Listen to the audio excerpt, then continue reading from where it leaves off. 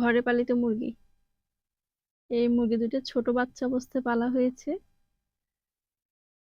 এগুলো আমার বোনের বাসায়। এগুলো একদম ছোট ছোট অবস্থায় আনা হয়েছিল।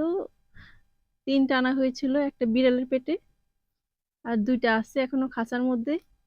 তবে আশা করা যাচ্ছে এগুলো মানুষের পেটে যাবে। একটা যদি বিড়ালের পেটে গিয়েছে, তবে এগুলো মানুষের পেটে যাবে। এখন মানুষের পেটে কবে যাবে সেটা মুরগির মালিক জানে,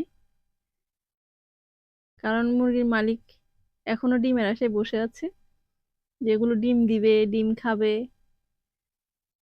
এই জন্য ডিমের আশায় বসে আছে। তাই আমরা এখনো জানি না যে এগুলা মানুষের পেটে কবে যাবে। তো মুরগির মালিক অবশ্যই কমেন্ট করে জানাবেন যে মানুষের পেটে এগুলো কবে যাবে, কবে আশা করা যায় যে এগুলো মানুষের পেটে যাবে। আপনারা অবশ্যই অবশ্যই কমেন্ট করে জানাবেন।